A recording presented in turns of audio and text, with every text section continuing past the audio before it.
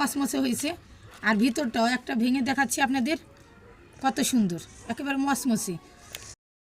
আজকে বানাবো ফুলকপির পাকোড়া। এখানে আমি একটা ফুলকপি ছোট ছোট করে পিস করে কাটিয়ে নিচ্ছি। আর ফুলকপির পাকোড়া বানানোর জন্য এখানে যে হলুদের গুঁড়া, মরিচের গুঁড়া, লবণ, জিরে গুঁড়া, তারপরে হলো ধনিয়া গুঁড়া, আর এখানে এলো একটু আদা রসুন বাটা। আর এই যে এদিকে কড়াইতে আমি পানি দিয়ে দিচ্ছি। এখন আমি ফুলকপিগুলো দিয়ে দেব, দিয়ে একটু লবণ দিয়ে দেব, দিয়ে 5-6 মিনিট আমি সেদ্ধ করব।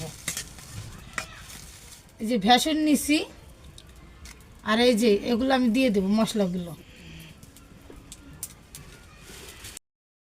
আমার ফুলকপিটা সেদ্ধ হতে হতে আমি এই যে ভেষণটা গুলা নেব।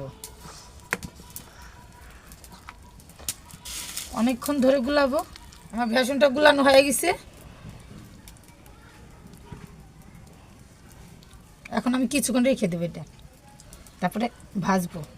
আমার ফুলকপিগুলো সেদ্ধ হয়ে গেছে। আমি বেশি সেদ্ধ করব না, বেশি সেদ্ধ করলে ভেঙে যাবে। এখন আমি এই যে চামচটা দিয়ে একা করে উঠে নেব। আমি চপটা ভাজার জন্য কড়াইতে তেল দিয়ে দেবো। এখন আমি ফুলকপিগুলো দিয়ে দেবো এর মধ্যে, দিয়ে এক এক করে আমি তেলের মধ্যে দিয়ে দেবো।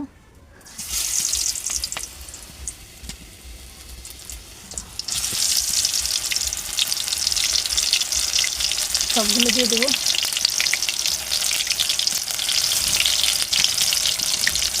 একেবারে আস্তে আস্তে ভাজবো, একটু লাল লাল করে। আমার চপগুলো ভাজা হয়ে গেছে, আমি এক এক করে উঠিয়ে নেব।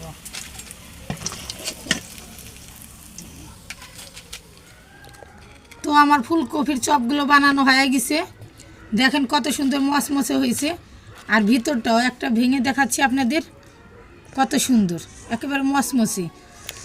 তো আজকে এগুলোই আমাদের সন্ধ্যার নাস্তা।